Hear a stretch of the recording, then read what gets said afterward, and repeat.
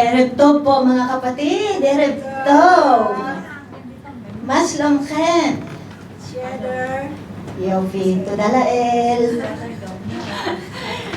Mga kapatid, salamat sa Panginoon at narito na naman po tayo muli sa kanyang pong bahay panambahan.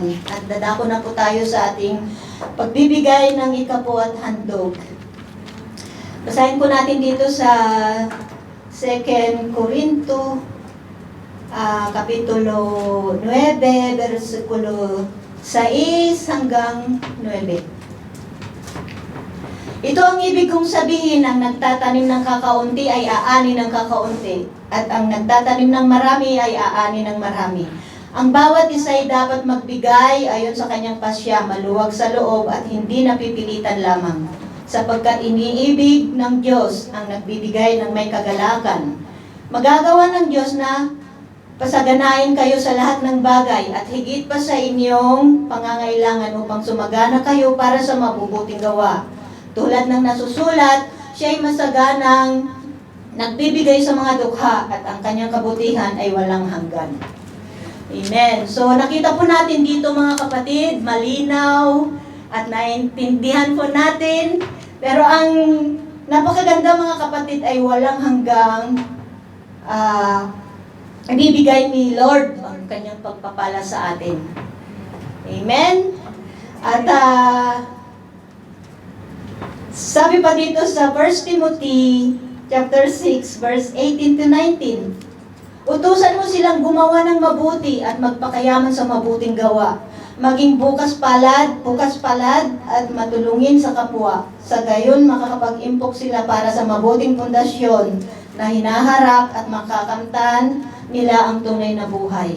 Napakaganda lamang po mga kapatid ang mga binasa natin kasi sa huli, tunay na buhay ang nag-aantay po na rewards po natin. Di po ba, mga kapatid? Alam ko po tayong lahat dito ay mga tithers na, kaya salamat sa Panginoon at patuloy po tayong magbigay dahil ang ating Panginoong Diyos lamang ang nagbibigay lahat ng kung anong meron tayo. Di po ba? Amen. Amen.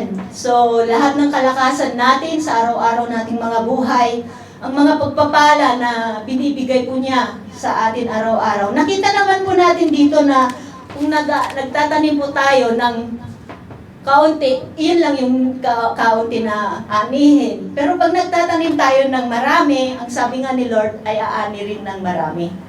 May mga patutuo po tayong mga kapatid dito, katulad po ang ating pastora, di po ba?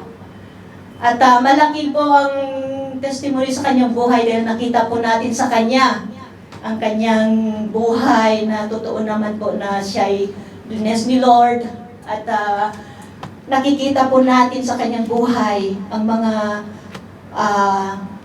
nabasa natin ngayong gabi sa kanya. Si Pastora po ang in-example ko po kasi siya yung nakita ko po sa dito sa verse na to. Kaya salamat sa buhay ng ating Pastora at salamat sa salita ng ating Panginoon at naway tayo ay ganun din na makasunod sa kanyang mga katuruan. So, sabi pa dito sa Galatians 6:9, kaya't huwag tayong mapagod sa paggawa ng mabuti, sapagkat pagdating ng takdang panahon, tayo ay aani kung hindi tayo susuko. Amen! So, maliwanag po mga kapatid. Salamat sa Panginoon dahil ang gaganda po ng mga verse na to kasi sa una, walang hanggan. Pagkatapos po, susunod tunay na buhay. At sa last po, huwag tayong susuko, sabi ng Lord. So, tayo po'y magpatuloy lamang. Palakihin natin ang ating pananampalataya sa Kanya. Kung naalala po natin yung pinag-aaralan natin last week, yung pananampalataya, yung babae, ay napakalaki. Kasi ang sabi ng Lord, napakalaki ng pananampalataya mo. Kaya yun, pinagaling po niya. Kaya napakaganda po at naisip ko po yun sa nung nag-aaral po ako. Kaya praise God. Salamat sa kabutihan ng ating Panginoon. So tayo po'y patuloy na magbigay ang ating handog at ikapo at sa pagiging pagsishare natin ng blessing sa ating mga kapwa mga kapatid natin na nangangailangan, nandito po yung pag-abot, mga kapatid, yung ministry na to, maraming nakaka-receive na po ng tulong nito kahit konting tulong lang po ay malaki pong bagay po para sa kanila. So, salamat sa buhay ng bawat isa sa atin mga kapatid at patuloy po tayong magbigay, handugan ng ating Panginoon. So, manalangin po tayo. Ama naming banal makapangyarihan sa lahat, Ama, muli po kami nagpapasalamat sa inyo, Panginoon, sa gabing ito. Salamat, Panginoon, at naririto po kami muli upang sama-sama kami na magpuri, magsamba sa inyo, magpasalamat po sa inyong kabutihan sa aming mga buhay, Lord God. Sa gabing ito, Panginoon, Ikaw lamang ang patuloy na maitaas at mapasalamatan, Ama, sa lahat ng inyo pong mga gawa, Panginoon. Salamat sa katuruan niyo po, Ama, na patuloy po naming napapag-aralan, Panginoon. Salamat at tulungan niyo po kami, Panginoon, na naway tuloy-tuloy po kaming makasunod sa inyo pong ninanais para sa amin, Panginoon. Salamat sa buhay ng bawat isa, sa aking mga kapatid na nandirito, Panginoon, ang mga kamay na magbibigay po ng handog at ikapo sa inyo, Lord, naway pagpalain niyo po sila at ibalik po sa kanila ng siksikliglig at umaapaw tulad po ng inyong pong sinabi at pangako, Panginoon.